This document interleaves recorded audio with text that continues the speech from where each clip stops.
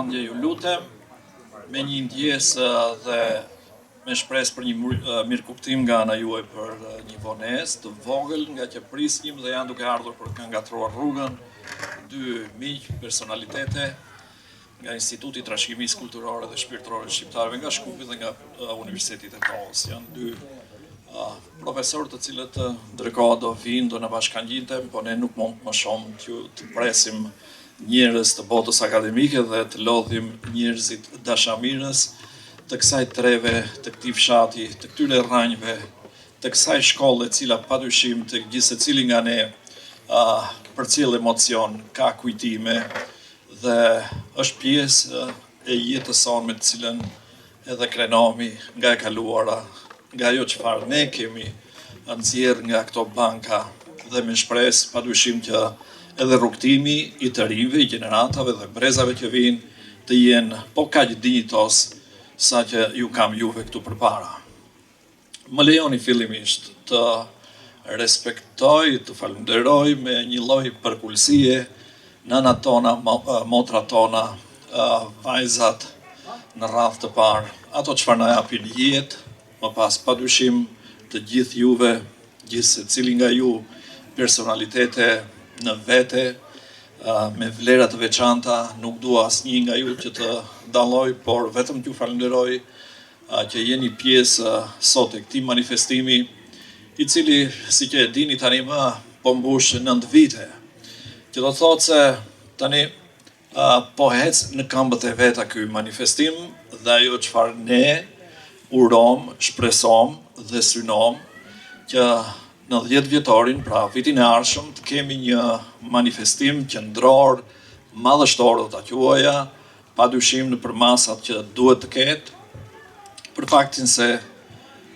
dokumentin e 100 vjetorit të hedhjes të themeleve të kësaj godine e kemi në arkivat e drejtorisë së shkollës, me të cilin dokument padyshim edhe krenohemi, por dhe u dëshmojmë të gjithë tjerëve se në këtë fshat përpara 100 vitesh paraardhësit tanë kanë hedhur themele për një institucion arsimor kur në shumë vende, shtete, përfshirë dhe popullin shqiptar, kemi patur një lloj analfabetizmi total të plot, ndërkohë që këtu janë mbjell filizat e para të arsimit.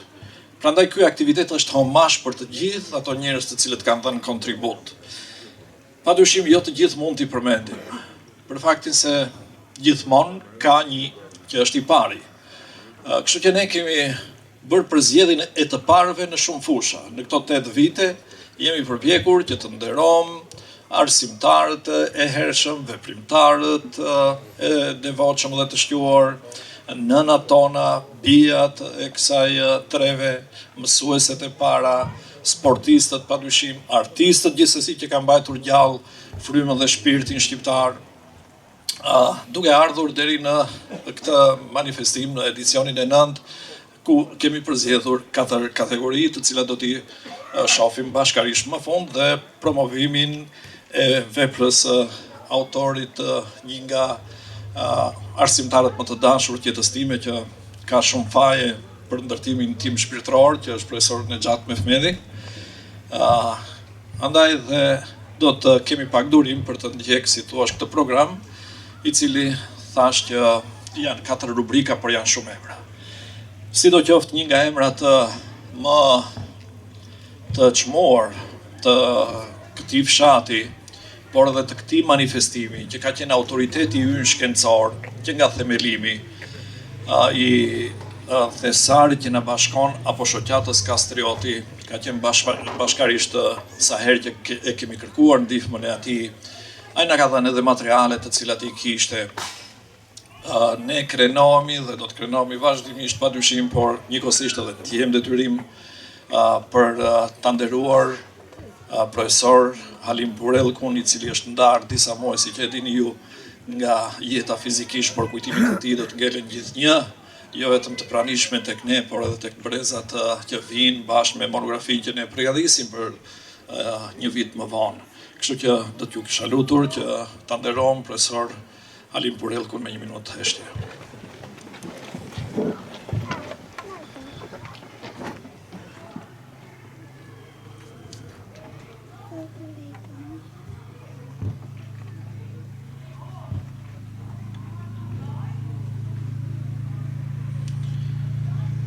ju preft shpirtin në paqe, profesor Halimi, qofti pa harruar kujtimi për të nderime, respekte, qoftë i përjetshëm në kujtimet tona.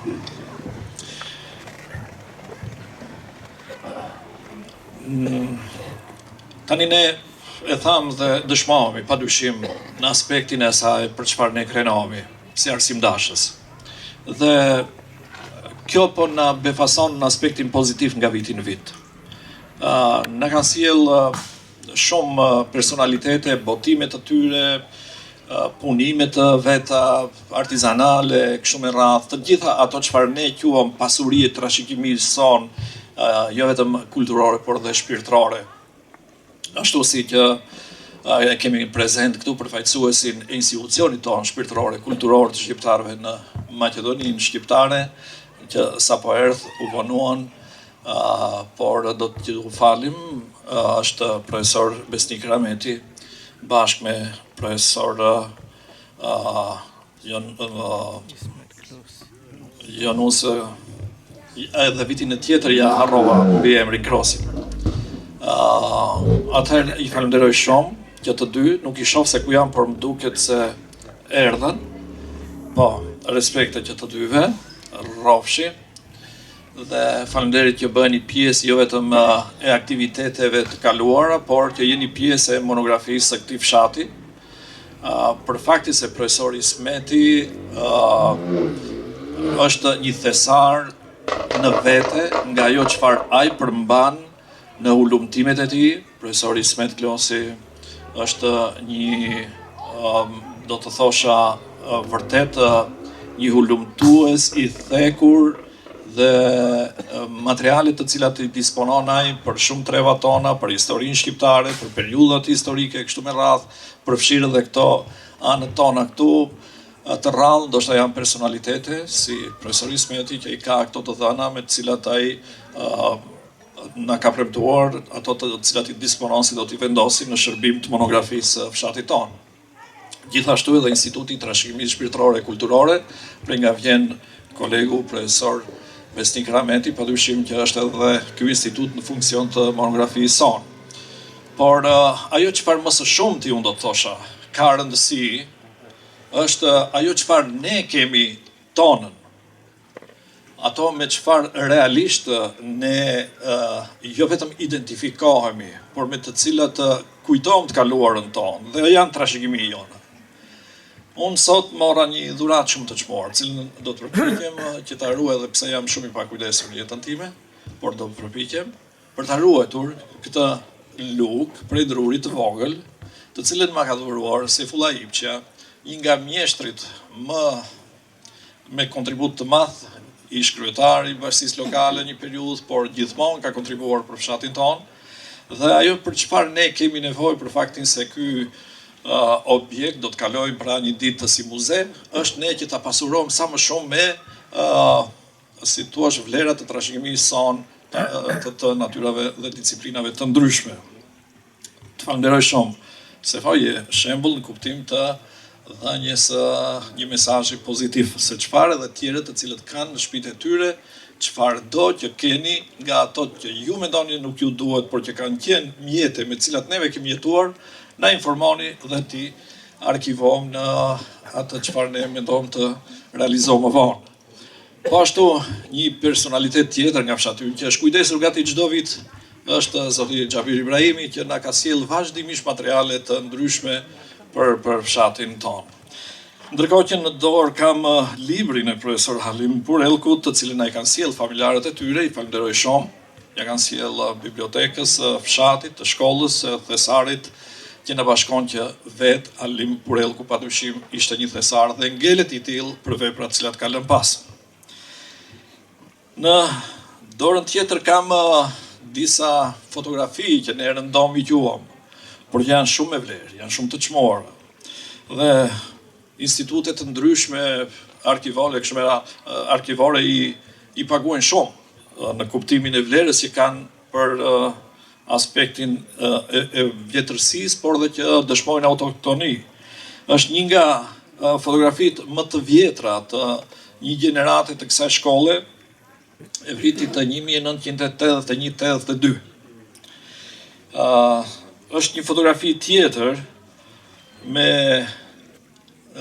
do të uroj që ti njoh, është profesor Abidin Zenku, është mësues zoti Daud Ballaxhi, është Remzi Mehrin, mos gaboj Xhakaxhes, dhe tjetri? Okej. Po, edhe Radin Ballaxhi. Atëherë, çfarë sot on kam bërë një lëshim? Do të ishte, mora në telefon djalin e Xhakaxhes se nuk e kisha numrin juaj. Në atë çfarë ju do të shikoni në rubrikat e mëvonshme, më mungojnë 2 nga këto personalitete në fotografi, të cilët emrat i kanë, por nuk kisha fotografi.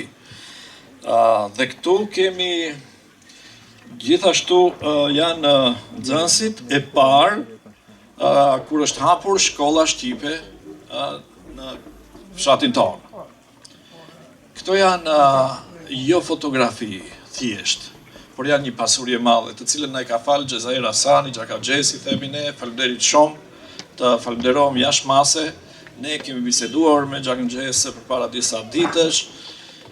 Unë kisha ndjuar, por jo nga afër, është një lloj thesari apo do thosha arkiva e fshatit ton. Ka informacion dhe dokumentacion e pafund në atë çfarë na tha dhe që do na ofroj gjatë monografisë. Këtë lloj mesazhi desha të transmetoj dhe ke ju, që çfarëdo që të keni, ju lutem që të sillni dhe të na pasuroni këtë objekt edhe monografinë e fshatit tonë.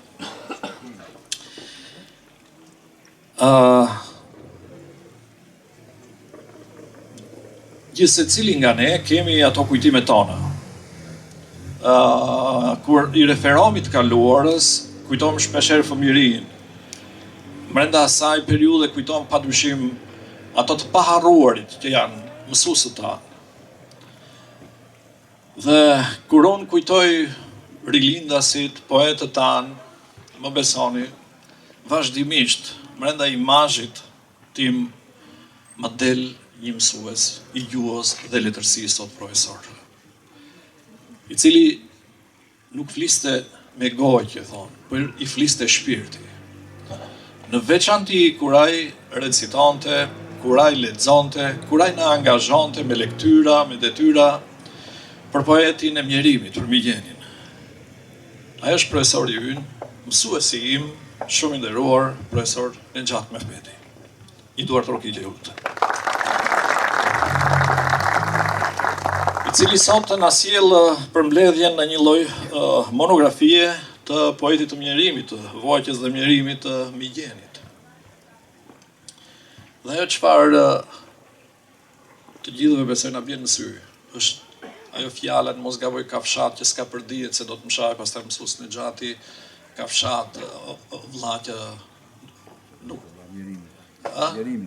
mjerimit është? Okej. Sido që tjetë, e shikon nga bova. Është periudha e vuajtjes dhe mjerimit. Me këtë çfarë dua të them, simbolika e asaj çfarë ka qenë atëherë dhe sot. Atëherë poeti Migjeni i ka recituar nga dhimbja mjerimit dhe skamjes në të cilën ndodheshte populata nga mungesa edhe asaj çfarë quam ne kafshata e bukës për të përballuar jetën.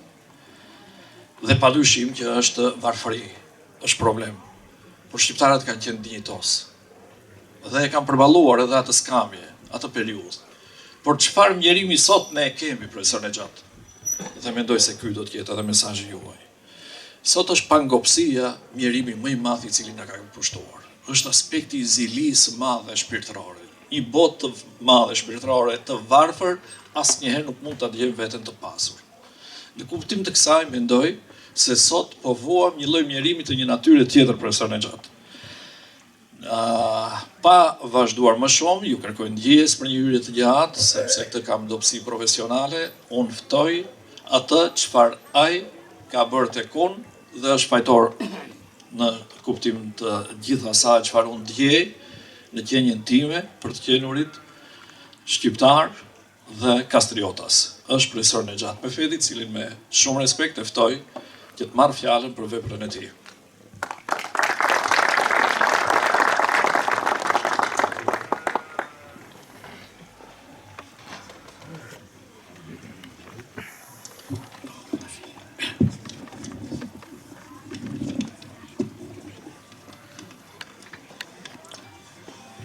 Të nderuar, të pranishëm, zonja dhe zotrinj, shumë të respektuar intelektual dhe ju mërgjimtar. Të shkruara, të kujtuara, të thëna, të harruara. Fjalën e mban era, ndërsa e shkruara mbetet gjithmonë mbi vlera. Në fillim, një falënderim me shumë respekt për vlerën e gazetarit, publicistit, analistit ton të nderuar, i dëshmuar ndër vite me vlera të larta kombëtare, zotrin Bekim Adili, për nderin dhe respektin në fjalë. Migjieni na këshilloi të shkruajmë dhe të punojmë pa zhurmë, se atij nuk i pëlqente zhurma. Pikërisht edhe gazetarit ton, Bekim Adilit, nuk i pëlqen zhurma, ndaj shkruan dhe punon pa zhurmë, në interes të gjuhës, artit e kulturës sonë kombëtare. Miq të nderuar, në këtë rast, në interes të kohës, mund të që lexoj me pak shkurtime një pjesë të veçantë të veprës së shkruar për Migjenin. Botimi i librit Migjeni, poeti i vuajtjes dhe mjerimit, vjen si parantezë e parathënies së fjalëve të Migjenit ku thotë, citoj: "Vuaj bashkë me fëmijën, të cilit prindi nuk ia vleu lojën. Vuaj bashkë me të riun që digjet në erotizëm. Vuaj me 50 vjeçarin që mbytet në apatinë e jetës.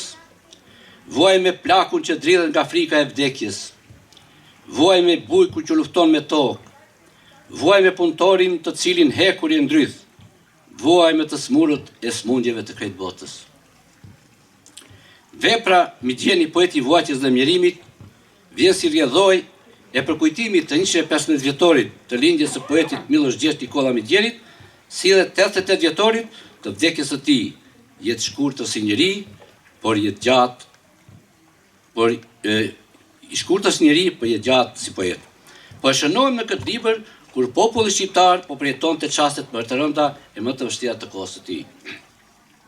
Po ashtu vjen si rrjedhoj e jetës sime shumëvjeçare në arsimimin dhe edukimin e gjeneratave të reja, në aktivitetet të shumta arsimore, kulturore, shkencore, shoqërore, akademi përkujtimore, si dhe frymëzimi i varjes të poezisë dhe prozës të birit të shekullit të ri, Migjenit. E mbi të gjitha vjen si rrjedhoj e jetës shoqërore, ekonomike e politike, si rrjedhoj e gjithë asaj jete që sille vërdall rreth botës njerëzore me hallet, vuajtjet, plagët njerëzore të asaj bote të çuditshme, e cila dita ditës krijonte pasiguri, padrejtësi, varfëri, vuajtje, urrejtje, mjerim, halle e çmenduri, të cilat të gjitha këto kanë qenë e janë pjesë e çmendurisë së politikës ditore. Në përfaqe të këtij libri do të kemi mundësi të njihemi me jetën, veprën, krijimtarinë e poetit të dhimbjes të viteve 30-ta, kur në letërsinë shqiptare hyri një brez i ri shkrimtarësh talentuar.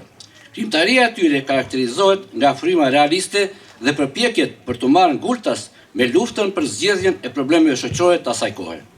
Ata pasqyruan ndjenjën e mjeruar të popullit dhe u bën zëdhënës të aspiratave liritashëse.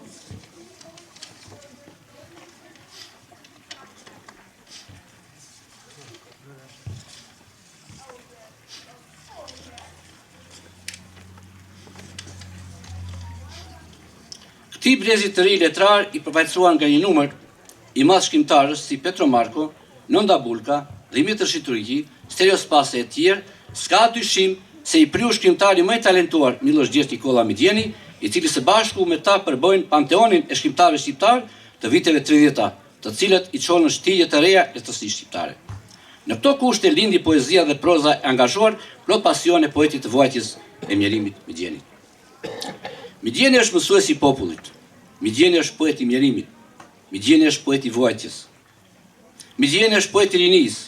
Migjeni është poet realist, ku me një realizëm të thellë të pamposhtur deri atëherë në letërsinë tonë, ai pasqyroi jetën e përditshme të shoqërisë shqiptare, sidomos të shtresave të varfra të qytetit e fshatit, duke demaskuar sistemin e paramilitarizmit që po kërcënonte Evropën. Pra, duke u bazuar në cilësinë e madhe të materialit i cili përfshin poezinë dhe prozën e tij, të paraqitur me një mjeshtri të rrallë poetike, dëshmuar ndër vite në rtësinë shqipe, vepra në fjalë na kujton se më shumë kemi mësuar nga vuajtjet dhe mjerimi i jetës së popullit në kohën kur jetoi dhe veproi poeti i mjerimit Mixhelli, të cilat vuajtje shihen qartë në kujtesën e vargjeve kur poeti thotë: "Për ditë shoh qartë më qartë e vuaj thellë më thellë." Mixhelli nuk është vetëm poet i mjerimit. Mixhelli është poet i së ardhmes, është poet i besimit, është poet i kurajës, është poet që armatos njeriun me militantizëm dhe me dëshirë për të qëndruar. Ai dhe në momentet më të rënda i thotë njeriut: "Qëndro dhe ndalu." Mixhelli është një shkrimtar i madh për një arsye tjetër, sepse ai na ka thënë të gjithë shqiptarëve, të çdo gjenerate, mos hani sheqer të tepruar se ju zë diabeti. E më të i thotë, mos e lartësoni veten tuaj më shumë se sa duhet. Nga gjithë kjo, mund të thuhet se vepra e Mixhellit, por dhe personaliteti i tij kanë gjallë këshërinë e dashamirëve të shumë para botës. Kështu që një kritik rumun shkruan: "Unë kam qarë kur e kam lexuar Mixhellin, e nuk më vjen keq që qava, por se vetëm në moshën time 40 vjeçare ta njoh një poet të tillë të mrekullueshëm." Mixhellin në një rast skadareja e quan uragan i thellë. Kjo metaforë tregon sa potenciale frymëzim madhor mbante në vete një krijues që ka dhënë shembull edhe në tërsinë botërore, që brenda një kohë aq të shkurtër të krijojë aq vepra madhështore, e cila vazhdoi udhëtimin e vet pa ndërprerje. Kjo na kujton fjalët e poetit francez Blaise Sandre, të shqiptuara në një rast e të shkruar dhe të thotë: "Jo vetëm të digjesh për së gjalli, por edhe të ririndësh përsëri nga hiri." Kështu ka thënë ky poet francez. Kur Mixhellit ton i përgjigjet plotësisht ky vizion, sepse ai u dojt për së gjalli, duke parë qartë më qartë e duke vuar thellë e më thellë. Sepse ai mbeti i pavdekshëm duke lindur nga hiri, përkatësisht nga vepra e vet, si të gjithë krijuesit e vërtetë. Profesor Recep Qosja në librin e tij të kaheshëm Gjaloshi me shkrimtarët e vitit 1967, bukur dhe sintetikisht e ka përcaktuar Mixhellin kur thotë: "Nga pikpamja e trupit dhe shëndetit, ai ishte një rob spitali senatoriumesh, kurse nga pikpamja e karakterit, ai ishte një burr që trondite malet dhe gjithçka." Adratik Kallulli, një kritik letrar i studiues i veprave të Mixhellit, me rastin e shënimit të 55 vjetorit të vdekjes së tij të mbajtur në Kërçov, më 3 shtator 1993, do të thotë: "Mixhelli është një fenomen, një nga fenomenet më të mëdha të jetës shpirtërore shqiptare. Do të thoshja se ka vdekje të cilat hapin portat e pavreksisë, ose e thënë në një pak sa më poetike, nga ndonjëherë nuk mjafton as vdekja vetë për të ndërruar jetë." Andelina Laurasi Mbesa e Mixhellit në Kërçov, me rastin e Akademisë për Kujtumë thotë: "Mixhelli nuk i takon vetëm familjes së tij. Mixhelli i takon popullit shqiptar kudo që ai ndodhet në botë." Me rastin e vdekjes së Mixhellit, një shoqe motës i Mixhellit Ollës i shkruan letër: "Më mirë të mos isha njohur me këtë njeri, kaq dhimbje më ka shkaktuar." Mixhelli mbajti një kohë të vet, duke përpjekur të përmbys të vjetrën hidhur pa krena dhe pa çarveve që zduan myk ndër tepuj.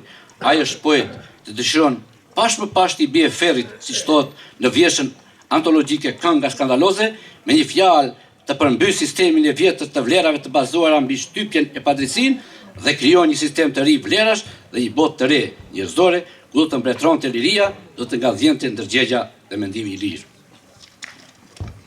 Pra, ky është Mixhelli ynë, poeti i mjerimit dhe vuajtjes, i cili vetë thoshte se 2 armiq më ndoqën deri në varr, qeveria dhe smundja e pashrueshme e tuberkulozës. Së fundi, sado modest të dukemi, e sotja për ne në këtë vjepër do të jetë një nismë e mbarë që pas stesë do të ketë ndalur edhe në një të ardhme të afërt, gjithsesi do të gjenë vend vepra edhe më të pasura vlerash të mirëfillta artistike. Ju faleminderit për durimin që patët.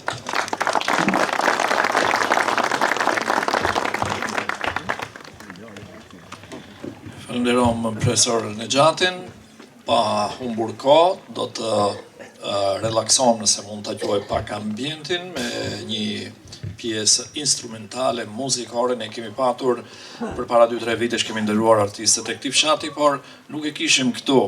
Arif Ipçen, i cili është një vlerë dhe thesar si hyni, por popullor. Andaj edhe ftoj në skenë për të realizuar një këngë të moshme instrumentale në mos gaboj prej zamanit ashtu. Arifa, skena shprehu.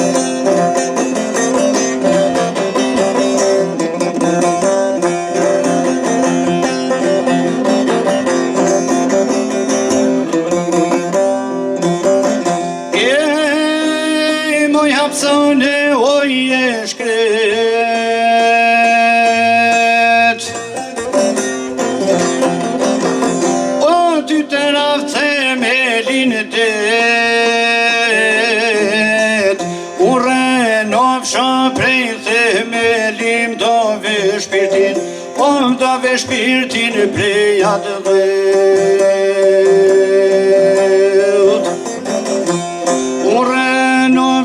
prej themelim dave shpirtin prej atë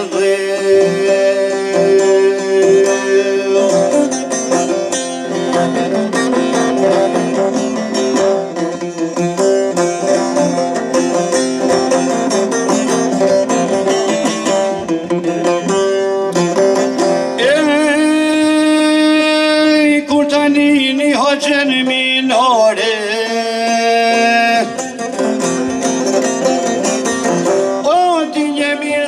kam nrujet tash vjen nona e naj kan hallet nona e din nona din qka kena hek tash vjen nona e naj kan hallet nona e din nona din qka kena hek.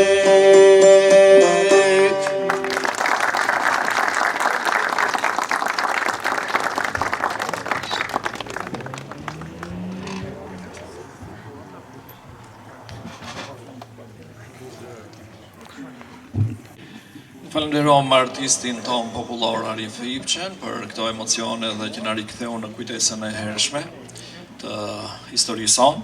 Dhe po prap neve tani do të vazhdojmë me historinë, duke u fokusuar tani më tek 4 rubrikat të cilat kemi zgjedhur për këtë edicion të 9 të manifestimit kryesor që na bashkon, që do të fillom me kryepleqët e fshatit, më pas kemi përfaqësuesit dhe të emëruarit e personaliteteve të fshatit ton, kastriotasit në nivelet të ndryshme shtetërore.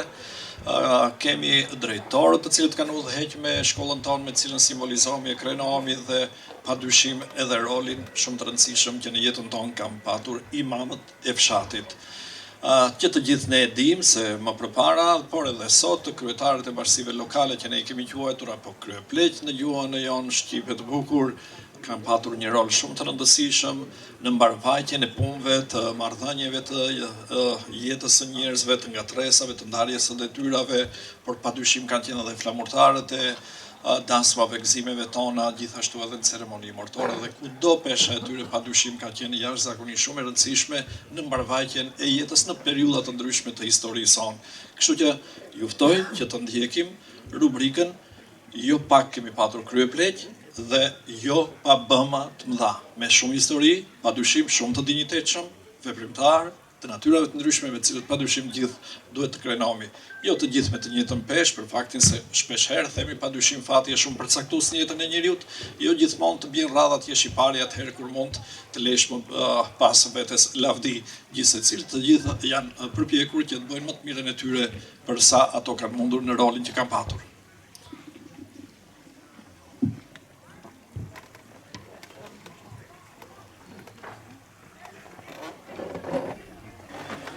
Në traditën shqiptare, kryeplaku ka qenë një nga figurat më të respektuara të jetës shoqërore. Ai nuk ishte thjesht përfaqësues i fshatit, por mishërimi i urtësisë, drejtësisë e autoritetit moral. Fjala e tij kishte pemëria dhe besimi që gëzonte ndër banorët. Përfaqësuesve tanë është i madh. Nëse kemi harruar dikë, kemi lëshime, absolutisht jemi të hapur për sugjerime, plotësime, dhënie informacionesh. Kjo është ideja pse ne përpiqemi dhe kujtojmë kategori të ndryshme që ju më pas të na ndihmoni me informacion, të na qortoni dhe të na udhëzoni drejt të vërtetës. Në kuptim të kësaj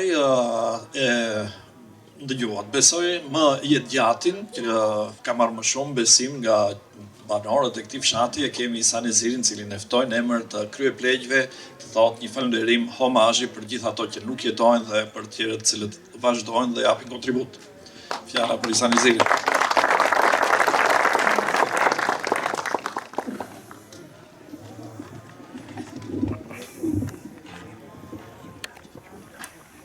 Ju përshëndes të gjithëve, veçanti mysafirët nga Shkupi, që mbeten edhe fryzimi jonë dhe nxitsim për zhvillimin e këtij manifestimi, për zhvillimin e trashëgimisë jonë kulturore.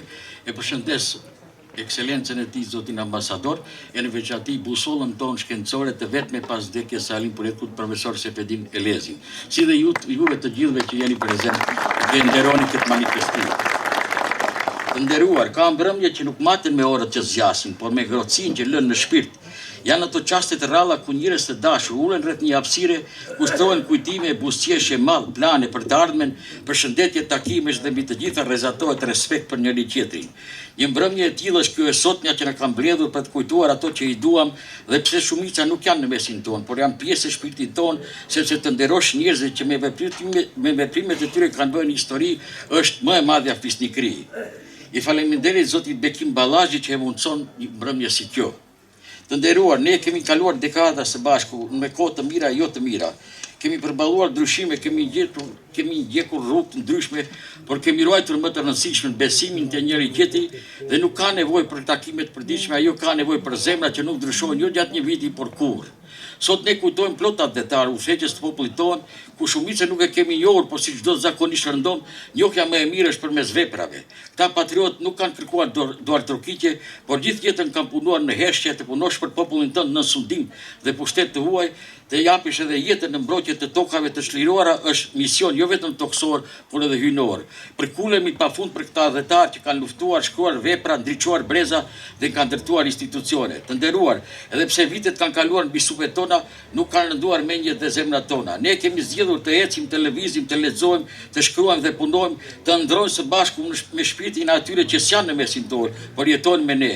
Ne jemi me linjën tonë, me kastrutasit tonë, që nga Chicago, Zuriu, Vjena, Kërçova, nga bota mbare. Jemi një, vitin tjetër më shumë ju lutem. Faleminderit.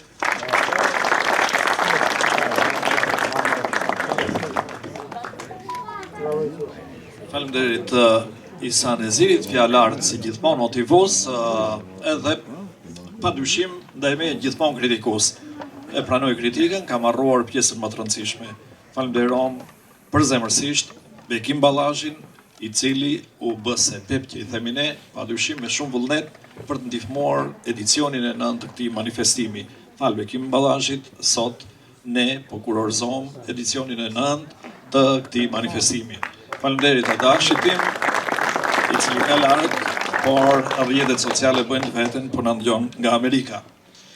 Isa i tha falenderoj miq të ardhur nga Shkupi, ato nuk janë miq, janë vëllezërit tanë, një nga ato është vllau im, kolegu i institutit ton, historian i shquar, adhetar i flakt, i cili ka ardhur disa herë këtu, tani më është mëshiruar dhe është bërë pjesë e këtij fshati, i cili padyshim ka edhe kontributet e tij në monografinë të cilin po përgatisim.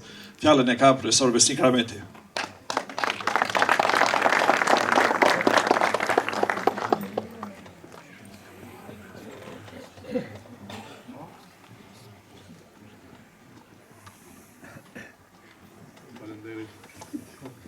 Falenderit Bekim. Unë këtu ndjehem si që në shpitime, po të zërishë në fshatin Kastriot, të nderuar zonja dhe zotëri, të nderuar ju nëna, të cilët jeni simbolike e këtij kombit, por edhe këtij fshatit. Shumë falenderit Bekim, unë do ta ndryshoj këtë çështje këtu, do të falenderoj së pari herë në këtë qenie që jam sot unë këtu, në këtë arritje do të falenderoj dy profesor të mi, njëri është këtu dhe i kemi si eset, është profesor Sefedin Elezi, në cilin kam pas profesor në Universitetin e Tovës, cilin më ka ligjeruar metodikën e historisë, po ndonjëherë kur kam munguar, ndonjëherë më ka thonë mos afetso. Falenderit profesor, gjithashtu një falenderim do të shkon për të ndjerin profesor Halim Porell, të cilin kam pas ligjerues edhe në ciklin e parë, por edhe në ciklin e dytë, gjithashtu edhe në ciklin e tretë, profesor Halim Porellkun, edhe njëherë familjes i shprehim ngushëllime, sepse ai ka qenë një motivues kryesor në arkivin e shtetit të Republikës Maqedonisë, ku edhe unë kam studiuar periudhën ndërmjet dy luftave botërore, kur ai ka qenë motivues dhe në çdo dokument kam hasur në çdo periudhë dokumentet kur janë hapur edhe emri shënohet është i profesor Halim Porellkut. Ngushëllime dhe lavdi për jetën e tij. Gjithashtu do të shpreh një falënderim sepse në këtë gjendje kur rrin në kamp është posaçërisht edhe doktori Gazmend Elezi, i cili më ka operuar në vitin 2016, e mbaj mend si sot datën 15 qershor kur lutej Franca me Shqipërinë, me 16 më ka bërë operacion ato ditë. Edhe një herë falënderit edhe për doktor Gazmendin.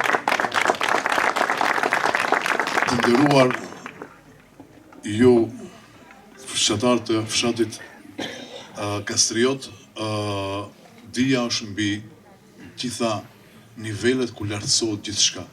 Andaj, jo rastisht ka ndalë nga ky fshat sepse ne sot festojmë dhe kremtojmë 99 vjetorin, ku në vitin e ardhshëm do të ketë edhe 100 vjetori, ku arsimi është vlera e kombit, arsimi është dija, arsimi është ajo që të motivon çdo herë dhe të jep të mbijetojsh. Unë do të përgëzoj edhe autorin të cilin ka shkruar Migjenin, veprën për Migjenin apo mjerimin. Unë kam pas simbolik kryesore dhe Migjeni ka qenë frymëzimi kryesor i kombit. Dhe periudha kur ai ka lind në vitin 1911, kur edhe citoi autori ku tha Ismail Kadareja, thotë është Migjeni një autor, një poet, një uragan, jo i thellë, po Migjeni është një uragan i ndërprer, sepse uragani nuk ndërpritet, uragani bën atë çfarë don. Dhe me jetën e tij të shkurt Migjeni, për këto vite të mbjetesë 27 vite, ai theu gjithçka në letërsinë tonë kombëtare. Ai është bërë një uragan i ndërprer. Në këtë moshë nuk ka njeri shqiptar, nuk ka studiues, por as poet që ka shkruar sa ka shkruar Migjeni. Dhe për fat të mirë kur Bekimi tha, ai ka shkruar mjerimin, që ka shkruar lurin e vocër për shkollën, për ato tollumat të cilat i shifte dhe atë udhimin që e bënte në Puk, duke shkuar, sa i që është frymëzim për mua, dhe thot Migjeni kështu, kur i ka shënuar mjerimin, thot, ka fshat që s'ka përdihet, është urvlla mjerimi, ka fshat që mbetet fit dhe xet rishtimi. Thot, kur shef tirat zbeta dhe sitje shilta, thot, shtrin duart e mpinta, thot, kërkon dhe lëmosh, dhe shef aristokracinë në këtë hapësirë. Përveç asaj, Migjeni ka shkruar edhe risalin e marsorit, ku thot, si nuk i kam një grusht të fort, thot, mali që hesht, thot, më në zemër që angjesh. Thot, ta shoh si do të dridhet nga grushti i paligjshëm, sepse nëse ne sot qëndrojmë të ligjshëm këtu, asnjëherë do të godasim atë të paligjshme. Dhe s'ka pas fuqi për të rrëzuar pushtet. Dhe në fund, Migjeni do ta përgëzoj edhe një herë autorin që ka marrë këtë iniciativë, thot, thoya këngës Rini. Dhe është mbështetur te vetmja shpresë. Është rinia që për fat keq ne, kur that Bekimi, kolegu dhe profesori, thot, pare se tha shumë me një fjalë, për unë t'ja them kështu. Thot, Rini thot thë këngës më të bukur që ti. Thot, nxirë gëzimin tënd që të shpërthej me vrull, thot, mos e freno këngën, leret mare udhë. Dhe, thot, Migjeni përsëri në fund. Thot, edhe nëse ijet në kanë zili, thot, kumbimi i zërit për të prasës për qiellin. Por thot në fund, qeshe thot Rini, qeshe thot se bota është e jote. Dhe Bekimi thot për vojtë e mjerimit të fatit tonë të shqiptarëve, edhe njëherë për ta përfunduar në këtë pjesë nderim për të gjithë ato dëshmorë të cilët kanë ra nga ky fshat në çdo periudhë të kombit shqiptar dhe posaçërisht gjatë luftës së dytë botërore, dhe ato djem domethënë kur në hapësirën tonë shqiptare ku profesori Elezi ka shënuar për luftën e dytë botërore dhe ka shënuar për këto djem, për këto njerëz të cilët kanë kontribuar me kalosh-danin, me Nefailin e vogël, me Nefailin e madh, por gjithashtu edhe Elezi, por edhe figurat të tjera të cilat kanë ngritur zërin, ne do të përkulemi me respektin më të madh ndaj këtyre djemve, por ato djem kanë lindur vetëm nga nënat shqiptare. Andaj, dija dhe shkolla janë vlerat më të mëdha të kombit tonë shqiptar. Andaj, përmes veprës do të shkruajmë, përmes autorin do ta përgëzojmë, posaçërisht për këtë simbolik të uraganit të madh të kombit shqiptar, që është i thirr, por që ka lënë mesazhin më të mëdha në këtë pjesë të jetës tonë. Andaj Migjeni është udhërëfijesi i kombit tonë, i vuajtjeve tona, sepse vetëm vuajtjet na kanë bërë të fortë. Andaj edhe njëherë përgëzojmë për Krasin, i cili nga diaspora, dhe falenderojmë të gjithë diasporën shqiptare, gjithë mërgatën shqiptare, që çdo herë ka qenë udhërëfijesi jonë për të mbjetuar në këto hapësirat. Falenderit. Falenderojmë profesor Besnik Rahmetin, kolegun si vllaun tim, nga I cili mësova një sekret. Unë e kam ditur që frymëzimi im ka qenë profesor Nexhati përmes migjenit dhe shumë personaliteteve nga rilindja e hershme, por nuk e kam ditur që edhe për besnikun Migjeni pas ka qenë një frymëzues në jetën e tij. Për faktin se Besnik Rameti, profesori, kolegu historiani jon, që ju sapo e ndoqët, në mos gaboj janë 14 vite që udhton për çdo javë nga 2 ditë falas pas një lloj pagese ka patur nga Tresa. Nuk është ndërprerë në rrugtimin e tij për të vajtur dhe për të përhapur arsimin, dijen tek trevat të cilat kanë më së shumti nevojë në pjesën e shqiptarëve të Velezit. Ai u thon gjithmonë, duke dhënë mësim atje, duke mos e ndërprerë pavarësisht sfidave, falas për vite të tëra. Të përgëzojmë edhe për fjalët dhe për gjithë kontributin tënd. Falenderoj edhe profesor Nexhatin Besniku, falenderoj edhe adashin tim për këtë sponsorizim kur jemi ke mbështetje, duhet falenderuar dhe Musa Adili, një vit na ka ndihmuar në këtë manifestim dhe padyshim kryetarin ton Fatmir Dehari, I cili ka qenë gjithmonë krau jon I fuqishëm, jo vetëm në manifestim, por në shumë aktivitete tjera kulturore e adhetare të viteve të dekadës që lan pas. Vazhdojmë tani me përfaqësuesët e fshatit, mos mërziteni.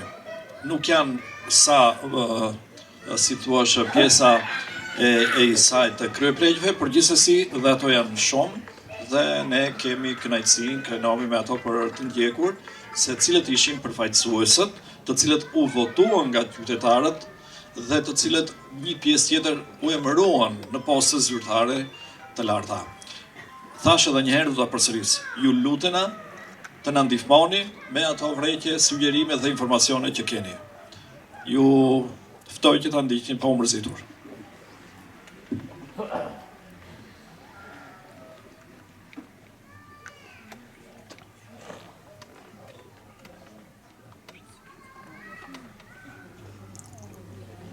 Çdo komunitet matet edhe me aftësinë për të nxjerrë përfaqësues të denjë, të cilët me punën, përkushtimin dhe përgjegjësinë e tyre kontribojnë në zhvillimin e vendlindjes dhe të shoqërisë në tërësi.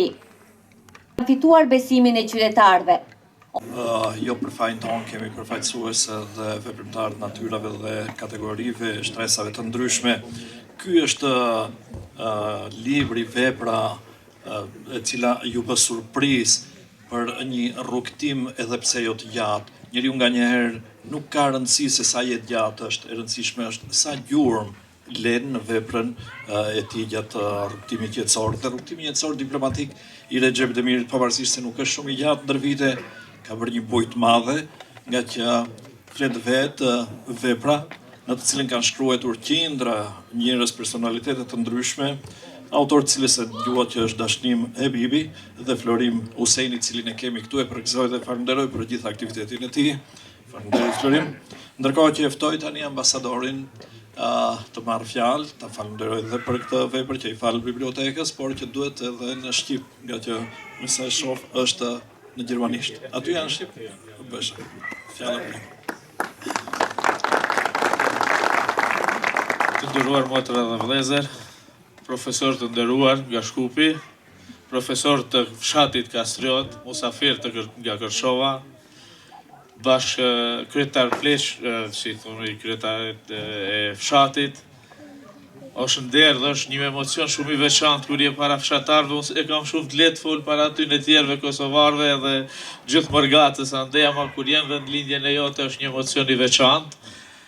Unë ju falenderoj nga zemra.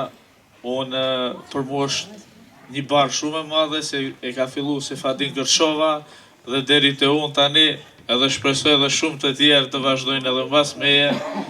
Temi krenar për Kastriotin, kjo shkollë, ky vend që na ka rrit, na ka lind, këtu jemi formu nga gjithë profesor mësuesin e kam pas mësues Adem Adilin të fillores edhe pastaj kam rrugtuar në Zvicër dhe kështu që këtu kemi fillu gjithë shka dhe këtu duhet të mbrojmë edhe të jemi të bashkë në çdo aktivitet, sa më shumë aktivitetet e tilla të bëjmë këtu në fshatin tonë. Është shumë e rëndësishme edhe fëmijët tanë t'i sjellim sa më shumë në vendlindje. Është e rëndësishme, siç është edhe turneu i futbollit këtu në fshat që organizojmë çdo vit fal shoqatave tona të Kastriotit në Zvicër edhe në Amerikë, që ato e financojnë. Unë shpresoj që gjithmonë jemi kështu së bashku, edhe për punët që po bëjmë ne, si gjithë së bashku si i Kastriotas, e nderojmë edhe vendin edhe gjithë Kërçovën. Nuk duhet ju marrë më shumë kohë, se u bë pak si gjatë, që do të flisja edhe më shumë. Ju falenderoj përzemërsisht dhe ju dëshiroj një mbrëmje të këndshme. Faleminderit. Derit ambasador Recepit. Ndërkaq që duke i thënë gjithmonë profesor, ja harroj emrin profesor Ismet Jonuzi Krosit, njeriu më të dashur që kam njohur këto vitet e fundit, një pasuri e rrallë e cila flet me vepra dhe me punë. Nuk e di nëse është këtu apo ka hikur. Profesor Ismet, lutem, do vish 2 minuta se më ke dhënë fjalën, se një nga shumë sekrete që mban për këto treva, për këtë vendbanim, një nga ato sekrete do na i thuash sonte. Ky ka qenë premtimi juaj. Të falenderoj profesor Ismet, fjala është për ju. Respekt. Përshëndetje, ndonë se herë e dytë që vej, nuk dua të bëj përjashtim 2 profesorët e mi dhe të njerin profesor Alim Purell, kun që unë e kam pas profesor Sepetimi, ambasadorët tjerë, po bekimin vërtet edhe vitin e kaluar u thash sa është i bekuar dhe mirë që keni gjivahirit të tilla. Po bekim, më bëri përshtypje jashtëzakonisht personalitetet nga Sefadin Kërçova, me 5 nëntor të 1912-ës, ku jashtrojnë drekën dhe ndrojnë konceptin për shpallë pavarësinë në Shqipërisë. Gjitha personalitetet, unë në shosë është Kastrioti i vogël, i madh. Mirë po ka një paradigmë. Zhurma e fëmijëve bën përshtypjen se këtu ka jetë, ndërsa ende jetojmë në një realitet të hidhur. Vinë në Kastriot ndërsa shkruan Sërbic. Vinë nga Kamjani, që në gjuhën slavi i thonë Kamenjane, që përkon gjoja se me gur ishte, ndërsa si etimologji profesori e ka vajzën atjet, pra të është më kurreshtar. Kama personalitet që i roan kishat dhe manastirë në interpretim Kallugjer Peshkop. Tek ju, gjitha personalitetet që i thash, që i dëgjoham, është një mburje dhe pasurije jashtëzakonshme. Ndonë se sunduesit, përkatësisht, nga luftrat balkanike e këndej, Sërbicës ja kanë lanë një emër të patëshërueshëm. Ja kanë lanë hegemonistët që na sunduan. Ndonë se ndihemi në përpjekjen që e tha ambasadori, do ta bëjmë Shqipërinë për inat atyre shqiptarëve që nuk e duan. Dhe realisht proceset e tilla ecin. I dashur bekim, po do ta them. Në këtë vendbanim, në aspektin historik të monografisë, profesori nderuar, këtu shoh vetëm për të kuptimet në rrafshin e ngritjes që ne pandehim, se është ngritje në aspektin kulturor të etnisë sonë. Por kemi edhe një defekt që shkencërisht duhet punojmë pak më shumë. Sikur kemi harruar se mbi baza fetare më shumë jemi të orientuar. Ç'ndodhim ata shqiptarët paraardhësit tuaj, këtu ke kishe pari, 2, 3, 4, 5. Unë nuk e them me emër, po krerët, ministra, kryebashkiaku, ose kryetari komunës, në aspektin politik, keni dhe funksionar të partijës sot në pushtet që është nga ky lokalitet 150 vjet më parë, dhe luan rol në VMRO. Keni plot të tillë. Urojtjen edicionin e 10, ndoshta ndërgjegja do të punoj pak më shumë se sa koncepti fetar mbi atë kombëtar. Ju falenderit dhe u përgëzoj.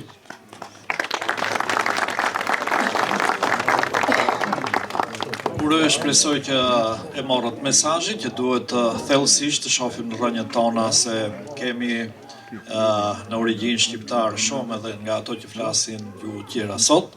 Ndërkohë që tani do t'ju referohemi atyre që udhëhoqën këtë tempull të dijes, busulla jon, bashkë me krye heroin ton kombëtar Gjergj Kastriotin. Një frymëzim i jashtëzakonshëm nga udhëheqësit tanë, nga drejtorët të cilët të shumtët nuk janë në jetë dhe kemi disa këtu në mesin tonë. Falënderime pafund me për ulësi ndaj punës dhe veprës së saj. Ndjekim reportazhin.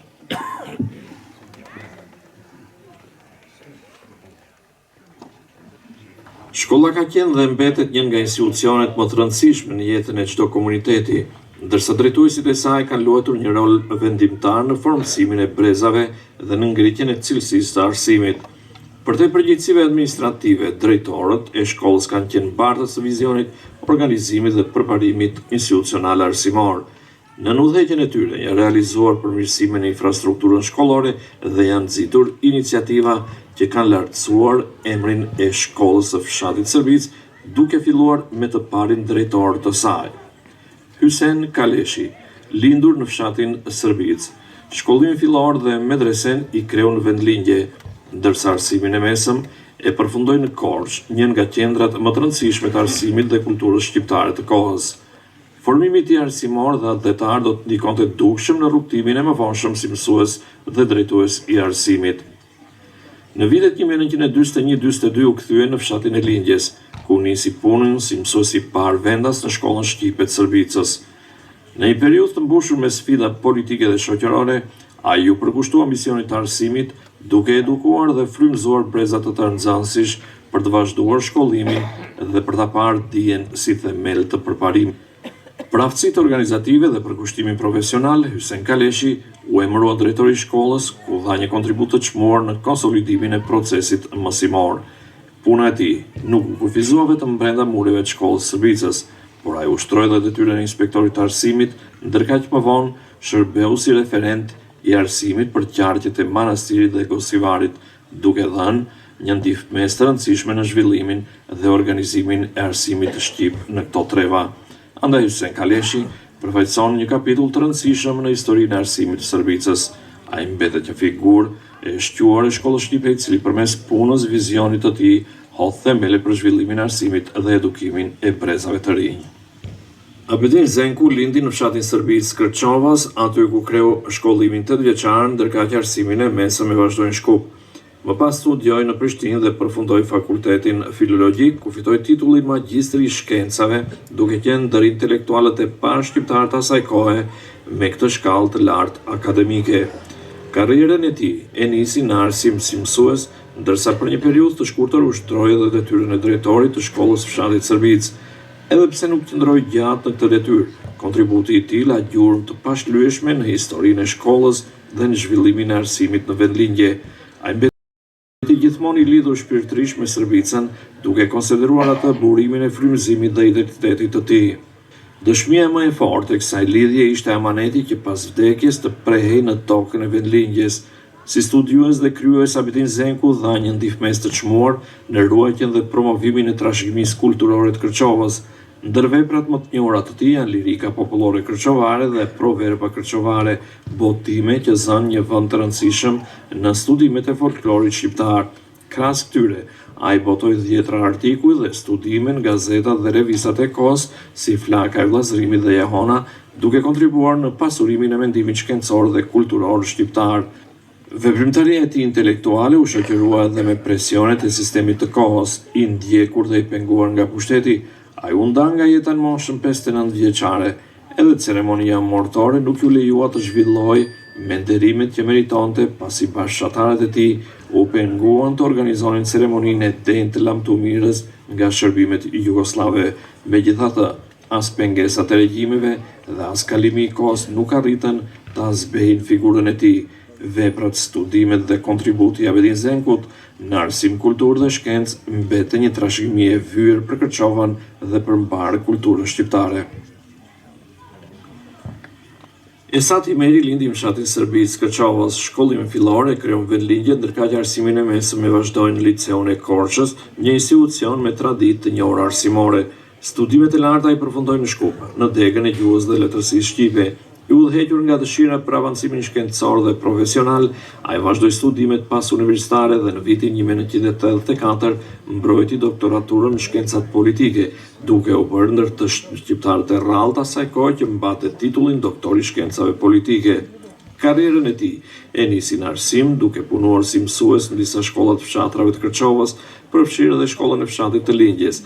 Përkushtimi, përvoja dhe aftësitë organizative bën që t'i besojë detyra e drejtorit të shkollës së fshatit Shërbic, funksion që ushtroi me përgjegjësi për 8 vjet. Gjatë kësaj periudhe, ai dha një kontribut të rëndësishëm në forcimin e rolit të shkollës si vatër e dijes dhe edukimit. Pas angazhimit në arsim, Esati Meri ju përkushtua jetës publike dhe politike duke ushtruar një sër funksionesh me përgjegjësi në institucione të ndryshme. Në çdo detyrë që mbajti, ai mbeti I lidhur ngushtë me vendlinjen dhe interesat e popullatës, përpjekje të cilat ishin në funksion të përparimit të vendbanimeve tona. Isuf Elezi, që në rinin e hershme shfaqi prirjet veçanta për dijen dhe arsimin. Pas përfundimit të shkollës fillore në vendlinje, vazhdoi studimet në Shkup, ku kreu shkollën pedagogjike, duke u përgatitur për profesionin fisnik të mësuesit, të cilin e nisi në shkollën e vendlinjes së tij në fshatin Shërbic. Me përkushtimin, profesionalizmin dhe metodologjinë bashkëkohore të mësimdhënies, ai u dallua si një pedagog I shkëlqyer, duke fituar dashurinë dhe besimin e nxënësve, si dhe respektin e kolegëve e të gjithë komunitetit. Për të arsimin nuk ishte vetëm profesion, por një mision për edukimin dhe formimin e brezave të rinj. Autoriteti moral dhe profesional që gëzonte mësuesi Isuf Elezi bëri që t'i besojë drejtimi I shkollës, detyrë të cilën e ushtroi me përgjegjësi. Si drejtor, Isuf Elezi punoi me zell për përmirësimin e procesit mësimor, forcimin e disiplinës, ngritjen profesionale të kuadrit arsimor dhe krijimin e një mjedisi të shëndosh edukativ, duke dhënë një kontribut të rëndësishëm në zhvillimin e shkollës së fshatit Shërbic. Emri dhe vepra e tij zënë një vend të nderuar në historinë e shkollës shqipe të Shërbicës. Esat Lazami lindi në fshatin Tuin të Kërçovës. Shkollimi fillore kreu në vendlinje, ndërsa arsimin pedagogjik e vazhdoi në shkollën normale në Shkup, një institucion që përgatiti shumë prej kuadrëve të para të arsimit shqip në Maqedoni.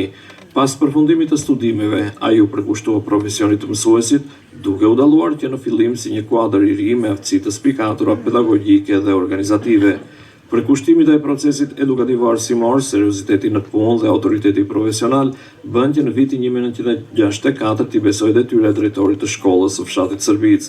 Në krye të institucionit arsimor, Esat Lazami punoi me përkushtim dhe forcimin e cilësisë së mësimdhënies, organizimin e jetës shkollore dhe krijimin e kushteve më të mira për edukimin e brezave të rinj. Kontributi I tij në zhvillimin e shkollës të fshatit Shërbic mbetet pjesë e çmuar e trashëgimisë arsimore të kësaj treve. Etem Selimi, shkollimi fillor e kreu në vendlinjen e tij në fshatin Shërbic, ndërkaq shkollën pedagogjike e përfundoi me sukses në Shkup, duke u përgatitur për profesionin e mësuesit. Fal aftësive dhe përgatitjes së tij profesionale në fillim të karrierës u emërua edhe inspektori I arsimit të Kërçovë, detyrë që dëshmonte besimin e institucioneve arsimore ndaj punës së tij. Gjatë viteve 50, Etem Selimi punoi si arsimtar në disa shkolla të Kërçovës, ku u dallua si një pedagog me kulturë të gjerë dhe njohës I shkëlqyer I gjuhës shqipe. Orët e tij të mësimit të karakterizoheshin nga fryma e idealizmit kombëtar, duke lënë gjurmë të thella tek nxënësit. Për një periudhë shërbeu edhe si drejtori I shkollës së fshatit Qallgoll, ndërkaq në vitin 66 u emërua drejtori I shkollës së fshatit të tij në Shërbic. Në këtë detyrë, ai u përkushtua me seriozitet organizimit të procesit edukativ arsimor, duke kultivuar disiplinën, përgjegjësinë dhe cilësinë në punën e përditshme të shkollës. Në drejtimin e tij, shkolla vazhdoi të forcojë rolin e saj si vatër e dijes dhe edukimit të brezave të rinj. Jeta e Etem Selimit nuk kaloi pa sfida. Gjatë viteve kritike 1980-81, për shkak se djemtë e tij vazhdonin studimet në Universitetin e Prishtinës, ai u vu në mbikëqyrjen dhe presionin e aparatit shtetëror jugosllav. I cilësuar si një kuadër I papërshtatshëm I kohës u largua nga puna dhe u përball me ndjekje, marrje në pyetje dhe hetime të vazhdueshme. Megjithatë, ai nuk u përkul përballë presioneve politike dhe nuk hoqi dorë nga bindjet e tij. Përkundrazi, edhe në rrethanat më të vështira, Etem Selimi vazhdon të shërbente me përkushtim arsimit, çështjes kombëtare dhe përparimit të vendlinjes së tij.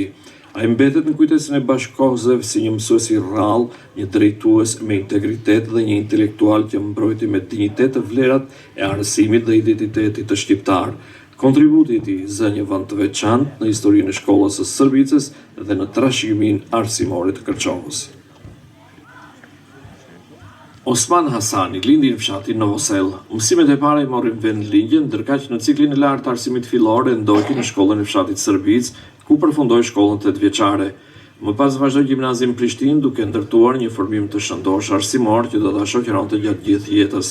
Në fund të viteve të 50-ta u kthye në Kërçov, ku nisi punën si mësues i matematikës. Me përgatitjen profesionale, ai u shqua si një ndër arsimtarët më të respektuar të kohës, duke fituar vlerësimin e kolegëve dhe nxënësve. Falas aftësive të tij organizative dhe autoritetit profesional, në fillim të viteve 60-ta, u emërua drejtori i shkollës fshatit Shërbicë. Në këtë detyrë, ai punoi me urtësi, ku me përgjegjësi ka udhëhequr kolektivin arsimor drejt një fryme bashkëpunimi që ishte në shërbim të procesit arsimor. Më vonë, rrethanat e jetës e quan drejt emigrimit në Shtetet e Bashkuara të Amerikës. Megjithatë, kujtimi për kontributin e tij në arsimin e Shërbicës mbeti i gjallë. Kadri Elezi, që në bankat e shkollës u dallua si një nxënës me aftësi të jashtëzakonshme dhe rezultate të shkëlqyera. Për talentin dhe suksesin e tij, drejtoria e shkollës së Shërbicës i njohu 2 vite shkollimi, duke i mundësuar të vazhdonte më herët studimet në shkollën normale në Shkup. Aty u formua si një ndër kuadrat më të përgatitura të arsimit shqiptar të asaj kohe.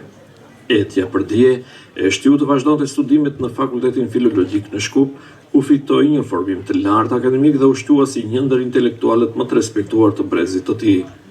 Pas përfundimit të studimeve, ju përkushtua arsimit duke punuar si mësues në disa shkolla të fshatrave të Kërçovës. Me profesionalizëm, kulturën dhe përkushtimin e tij, fitoi respektin e nxënësve, kolegëve dhe popullatës. Në vitin 1980 u emërua drejtori i shkollës së fshatit Shërbicë në një periudhë të ndërlikuar politike dhe shoqërore. Fal mençurisë, maturisë dhe aftësive të tij drejtuese, ai arriti të menaxhojë me sukses sfidat e kohës duke ruajtur kompaktësinë dhe funksionimin e punës cilësore në shkollë. Më vonë, Kadri Elezi ju përkushtua jetës së publike dhe politike, ku ushtroi me përgjegjësi disa funksione shtetërore. Në çdo detyrë, ai u dallua për korrektësinë dhe qëndrimet e tij parimore, duke vënë gjithmonë interesin publik mbi atë personal. Integriteti dhe ndershmëria e tij e bën një figurë të respektuar në jetën institucionale dhe shoqërore. Emri i tij za një vend të nderuar në historinë e arsimit dhe jetës publike në Kërçov. Isa Gizha, shkollimin fillor e kreu në vendlinjen e tij në fshatin Shërbicë, ndërkaq arsimin pedagogjik e vazhdoi në shkollën normale të Tetovës, ku fitoi përgatitjen profesionale që do ta shoqëronte gjatë gjithë veprimtarisë së tij arsimore. Pas përfundimit të studimeve, ai u përkushtua misionit të mësuesit, duke punuar në disa shkolla të fshatrave të Kërçovës. Me profesionalizmin, disiplinën dhe përkushtimin ndaj nxënësve, Isa Gizha u shtua si një nga pedagogët më të aftë e të veçantë duke fituar respektin e kolegëve. Më vonë u rikthye në vendlindje, ku mori detyrën e drejtorit të shkollës së fshatit Shërbicë, institucion në të cilin kishte hedhur hapat e parë të arsimit. Rezultatet e arritura në drejtimin e shkollës dhe kontributi i tij në zhvillimin e arsimit bën që t'i besojë detyrë kryeshefit të arsimit të komunën e Osllomez. Në këtë funksion, ai punoi me përgjegjësi dhe vizion, duke dhënë një ndihmëes të rëndësishme në organizimin dhe avancimin e procesit edukativ arsimor në të gjithë komunën. Angazhimi i tij u karakterizuar nga përkushtimi për ngritjen e cilësisë së mësimdhënies dhe për përgatitjen sa më të mirë të nxënësve në të gjithë lëndët mësimore. Isa Gizha kujtohet si një mësues me potencial të lartë intelektual, me aftësi të spikatura pedagogjike dhe organizative, i cili e konsideroi arsimin si mision jetësor. Puna e tij la gjurmë të rëndësishme në formimin e shumë brezave dhe në zhvillimin e institucioneve arsimore. Kontributi dhe përkushtimi i tij mbeten pjesë e çmuar e historisë së shkollës dhe trashëgimisë arsimore të kësaj ane. Said Begzati, pasi kreu shkollën 8 vjeçare në vendlinjen e tij, më pas vazhdoi studimet në shkollën normale në Shkup në drejtimin e artit figurativ, duke shfaqur që në moshë të re një talent të veçantë në artet pamore dhe muzikë.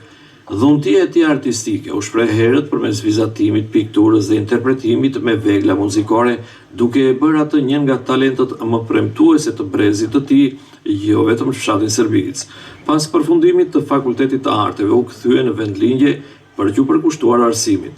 Si mësues i artit muzikor, ai punoi me pasion dhe kreativitet, duke edukuar breza nxënësish jo vetëm në njohuritë artistike, por edhe në kultivimin e ndjenjes për kulturën, estetikën dhe vlerat kombëtare.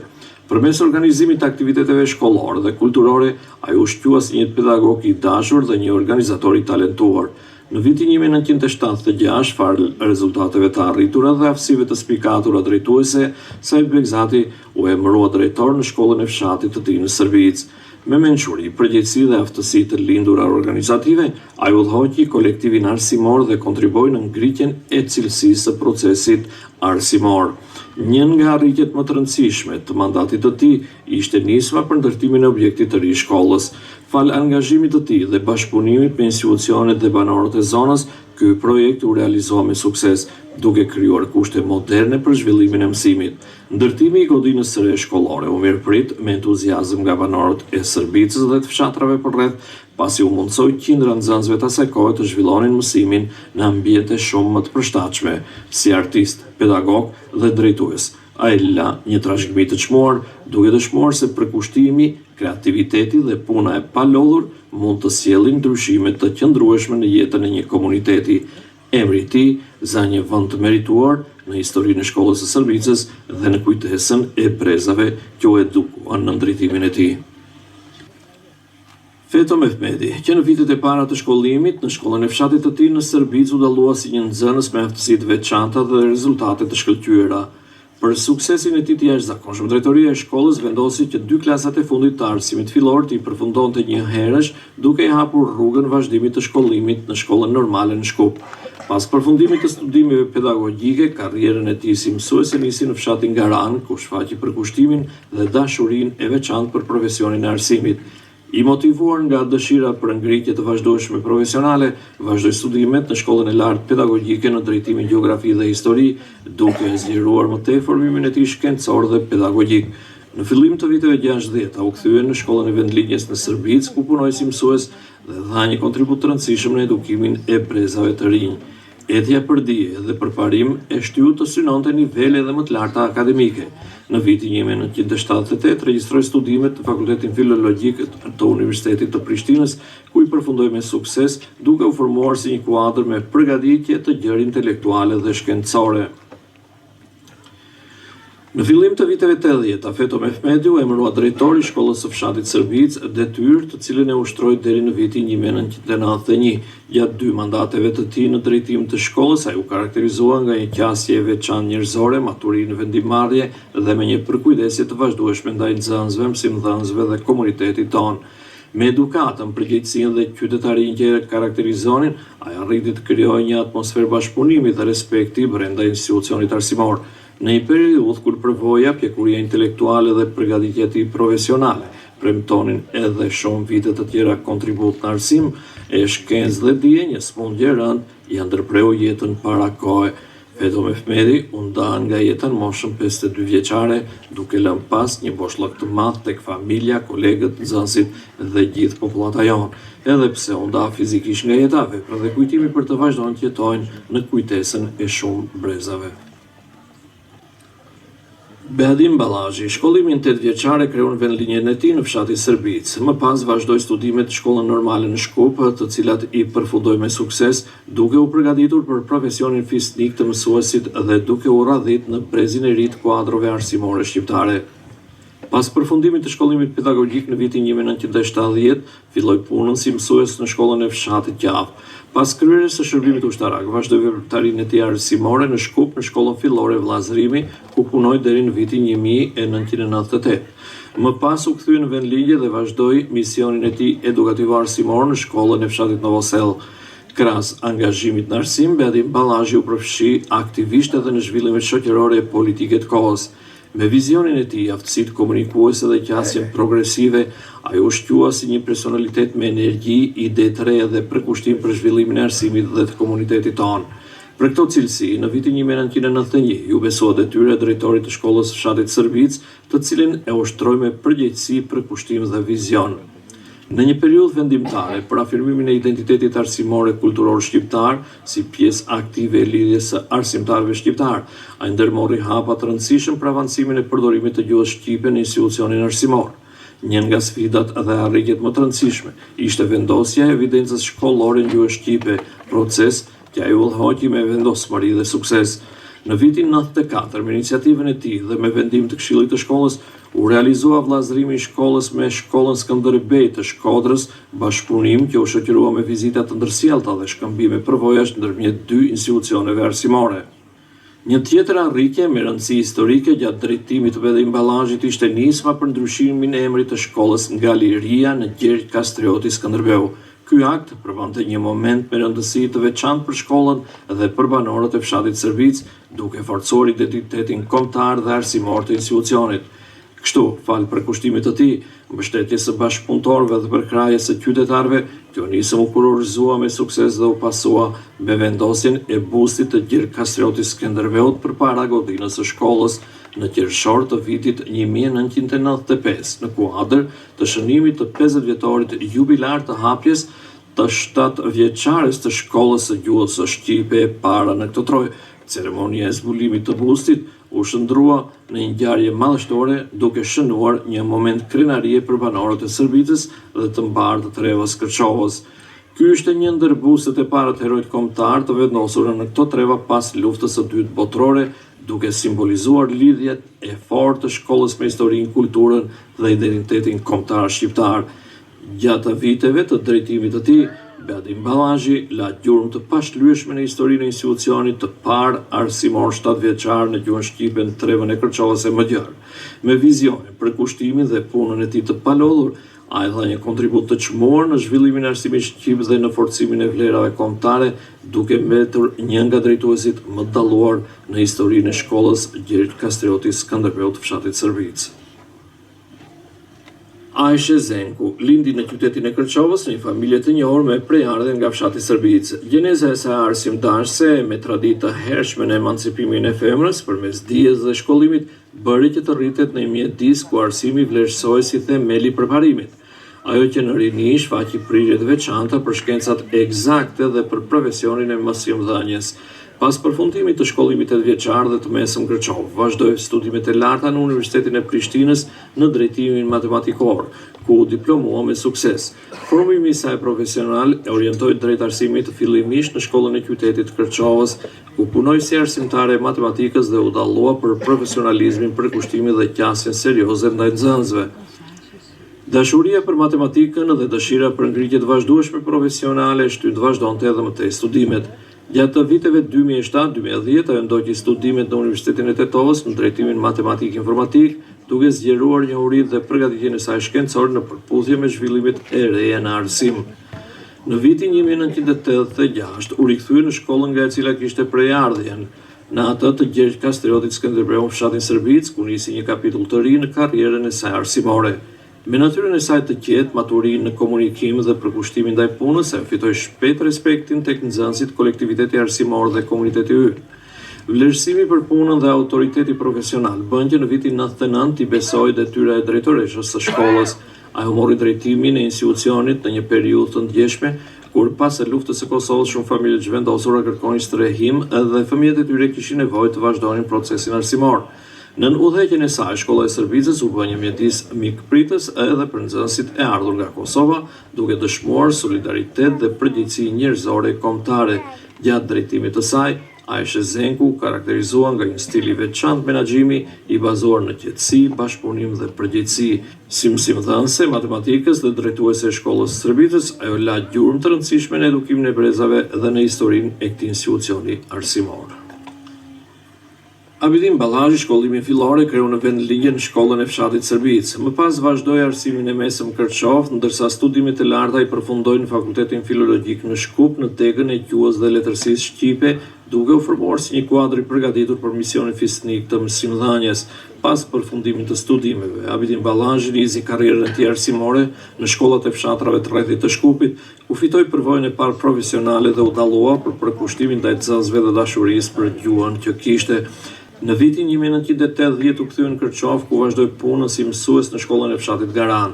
Në vitin 1982 rikthehet në vendlindje në shkollën e fshatit Sërbic, aty ku do të zhvillonte pjesën më të rëndësishme të veprimtarisë së tij profesionale. Si arsimtar i gjuhës shqipe, ai u përkushtua me pasion edukimit të brezave të rinj, duke kultivuar tek nxënësit dashurinë për gjuhën, letërsinë dhe vlerat arsimore e kulturore.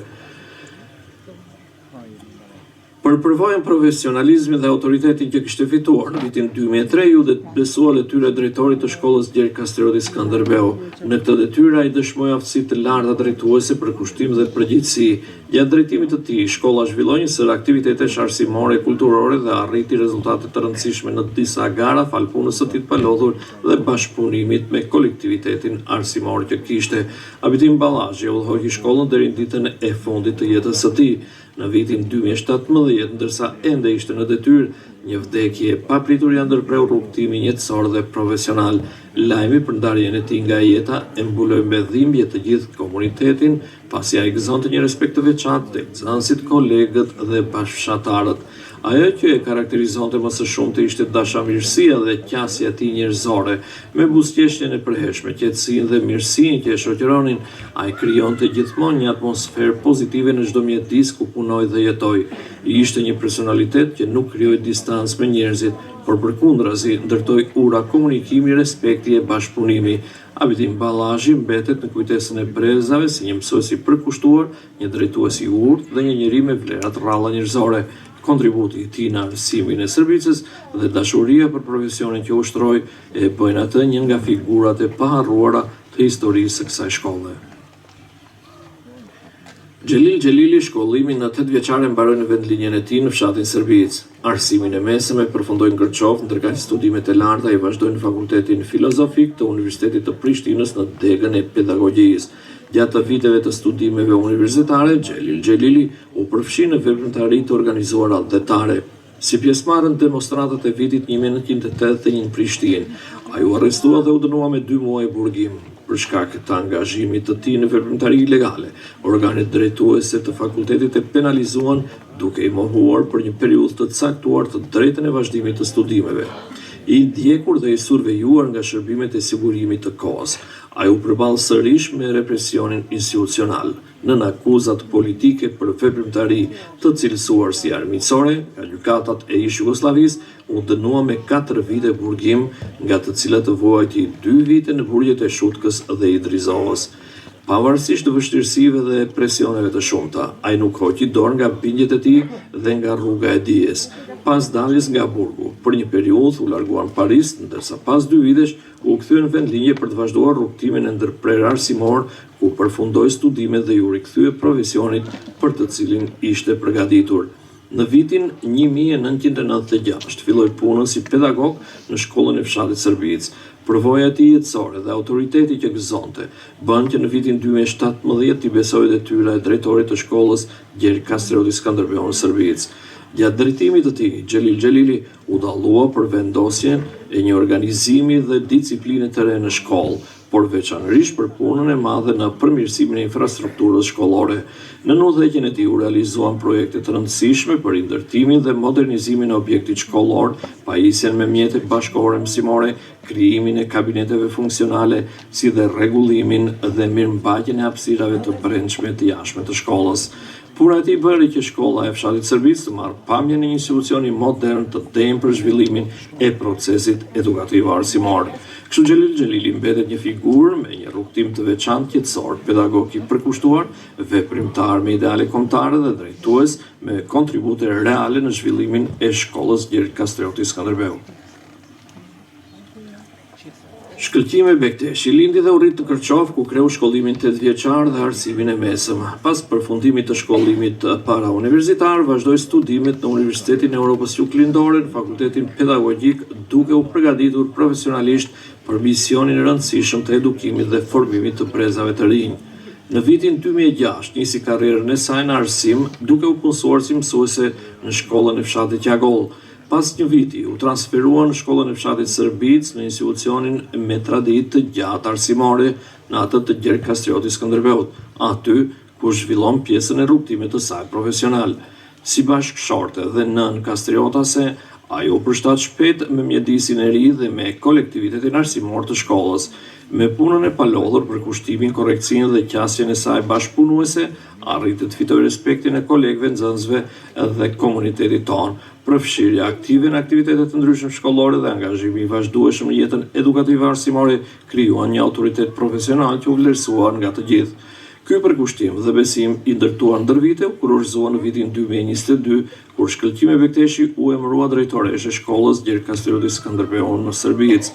Në këtë detyrë, ajo udhëhoqi institucionin me përgjegjësi, maturi dhe përkushtim, duke përfaqësuar me dinjitet një nga shkollat më të rëndësishme të arsimit shqip në këto treva, me qasjen e saj të qetë dhe profesionale. Ajo dëshmoi se drejtimi i një institucioni arsimor kërkon jo vetëm dije, por dhe përgjegjësi, komunikim dhe përkushtim njerëzor. Shkëlqime Bekteshi mbetet pjesë e brezit arsimtarëve që vazhdojnë traditën e gjatë të shkollës së Shërbicës, duke kontribuar në ruajtjen dhe zhvillimin e një institucioni që për dekada ka qenë vatër e dijes, edukimit dhe identitetit kulturor të kësaj treve. Dritan Bekteshi kreu shkollimin 8 vjeçar në fshatin e tij të lindjes në Shërbicë, ndërkaq arsimin e mesëm e përfundoi në Kërçov. I udhëhequr nga pasioni për sportin dhe edukimin fizik, vazhdoi studimet në Universitetin e Tetovës në drejtimin e edukatës fizike, ku me sukses përfundoi përgatitjen profesionale për këtë fushë. Pas përfundimit të studimeve në vitin 2007 u kthye në vendlindje, duke filluar punën si pedagog i edukatës fizike në shkollën Gjergj Kastrioti Skënderbeu në fshatin Shërbicë. Me përkushtim, profesionalizëm dhe dashuri për sportin, arriti të motivojë nxënësit dhe të zhvillojë talentet e tyre në fusha të ndryshme sportive. Rezultatet e arritura nga nxënësit e shkollës në garat e ndryshme sportive dëshmojnë punën e tij të vazhdueshme dhe serioze. Përveç angazhimit profesional, Dritan Bekteshi u dallua edhe për karakterin e tij njerëzor, serioziteti në punë, sjellja shembullore, korrektësia dhe kujdesi në marrëdhëniet me kolegët ishin disa nga vlerat që e shoqëruan gjatë gjithë punës së tij. Këto cilësi i krijuan besimin dhe respektin e kolektivitetit arsimor dhe të komunitetit të popullatës sonë, kështu që në vitin 2026, bazuar në përvojën e fituar, rezultatet në punë, ju propozuar detyra e drejtorit të shkollës Gjergj Kastrioti Skënderbeu në Shërbicë. Marrja e kësaj përgjegjësie për Dritan Bekteshin shënon një etapë të re në rrugtimin e tij profesional dhe një vazhdimsi të traditës së gjatë të kuadreve që i kanë shërbyer kësaj shkolle.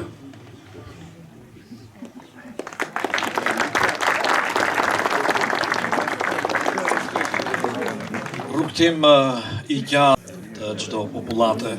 Në kuptim të kësaj, unë do të kisha dashur që të veçoj një personalitet, një udhëheqës të këtij institucioni. Ishte koha, ishte guximi, se në kohën të vështira kërkohet njerëz të cilët kanë kurajo dhe guxim. Ai ishte Beadim Ballazhi, i cili e mori përsipër ndryshimin e emrit, vendosjen e bustit dhe padyshim atë betejën e parë filloi me një situatë e cila nuk ishte as pak e lehtë për të bindur kolegët tjerë që mos marrin rroga dhe evidencën ta bëjnë në gjuhën shqipe, e cila ishte vërtet një sfidë e madhe.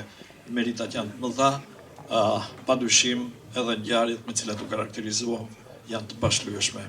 Fjala është për drejtorin ton Beadim Ballazhi.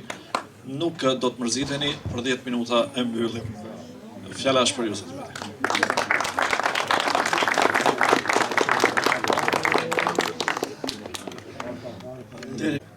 Përshëndes të gjithë pranishmit, përshëndes edhe mysafirët nga Shkupi. Koha kur arsimi ka qenë gjithmonë me probleme, që nga viti 1941, kur fillon për herë të parë në gjuhën shqipe, më vonë, mbas luftës, fillon 7 vjeçarja në këtë shkollë.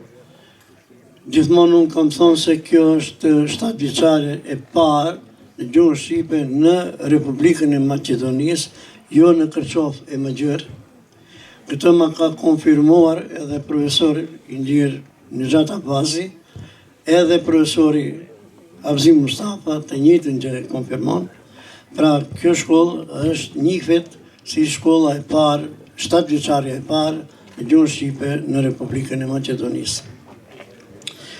Arsimi gjithmonë ka qenë me sfida, që në fillim drejtorët e parë që i përmenden, kanë qenë me probleme të ndryshme, fillimi ka qenë me analfabetizmin, kanë luftuar, ma vonë fillojnë të luftojnë me shkollimin e vajzave, ka qenë problem se shkolla vajzat kanë qenë më të tërhequra nga shkollimi.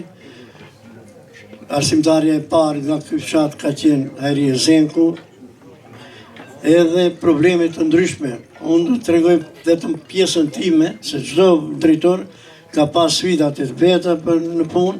Unë do të tregoj vetëm kohën kur unë udhëzoqa me këtë shkollë. Kanë qenë probleme të mëdha politike, ka qenë probleme të mëdha edhe infrastrukturore, edhe me mjetet e mësimit. Pra kemi pas sfidat të ndryshme. Kjo shkollë ka nxjerrë nxënës që i shihni edhe vetë, ka nxjerrë edhe doktor, edhe profesor, edhe universitar.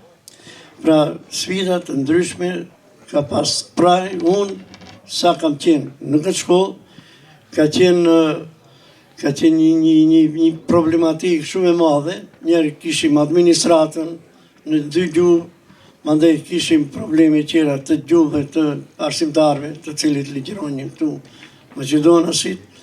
Duheshte edhe ato të largohen, u largun ato, u bë administrata, betëm 6 muaj pa rruga, edhe probleme të ndryshme, por ja dolëm me mund edhe me sakrifica. Ja dolëm edhe me bashkëpunim, me bashkëpunëtorët, kolektivi, shokët, të gjithë më përkrahin në gjitha vendimet që kemi pru. Pra viti 1995 ka qenë vit karakteristik, ishte viti 50 vjetori i hapjes së parë, shkollës së parë shqipe në Maqedoni shtatveçares. Atëherë ishim paraprakisht ndrumë edhe emrin, edhe duheshte të vim edhe busën e Skënderbeut, edhe busa me problematika. Busa u ndërtu në podrume në falë zotit Ramazan Jagodinit, Ramazan Selimit në Jagodinit, thëmi. Ai jo vetëm që e mshefi punëtorin që bënte aty, por ishte i detyruar edhe të mbledhë kontributin për ta bërë busën e Skënderbeut. Edhe një falënderim gjithmonë për atë se ka dhënë kontribut edhe ai në këtë sferë. Pra gjithmonë kemi pas probleme. Unë i falenderoj të gjitha kolegët atëherë që kemi pas, gjithë kolegët që kanë ndihmu, pa ndihmën e kolegëve nuk do kisha mund. Unë nuk do ta zgjas shumë, se juve edhe durimi ju shterë, por falenderim për këta du ta them pa tjetër, se unë kam qenë ushqyesi vetëm i familjes, kam rritë fëmijët në atë kohë, kam pas të vogël fëmijët, edhe para jush të falenderoj që më kam bështet shoqja ime Andia, edhe fëmijët e mi, të cilët më kam prit gjithmonë të vi më shpejt në shtëpi, a unë kam qenë në aktivitete, ato i ka zonë gjumi, unë kam qenë për jashtë edhe qështu me ratë. Pra mësë mbaj shumë gjatë, ju falenderit për durimin që bët, mirë pafën që Falenderojmë zotin Beadin dhe kalom shkurtazi tani në rubrikën e fundit që u takon imamëve të fshatit ton dhe si që e dim që të gjithë është e shkurtër për faktin se nuk kishim shumë informacion, ju kërkojmë dijes nëse këtu ishte edhe imami aktual, Arif Skënderi, nga që imamët tanë karakterizojnë jo vetëm nga ushqimi i besimit fetar, por dhe nga atletar. Është e shkurtër, e thash edhe njerë munges të informacionit, në ka ofruar Xhaka Xhez disa informacione të shkurtra, ngelet monografit plotëson më shumë të gjitha rubrikat përfshirë dhe rubrikën e fundit.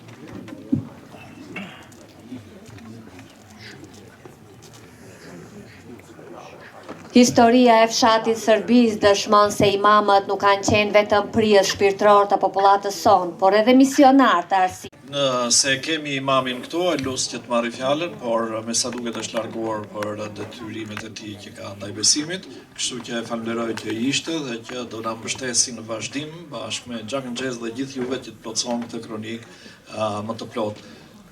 Ndjes edhe një herë, ju kërkoj për lodhjen që u krijuan, por kjo është historia e fshatit tonë e madhe, vetëm 4 rubrika kishim, janë shumë tjera, ndërka që për momentin mendoj se duhet të jetë e shtruar ajo çfarë ne quajmë sofra kastriotase.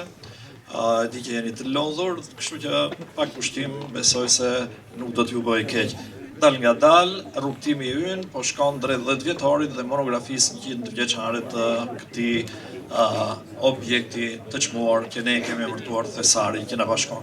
Faleminderit edhe një herë.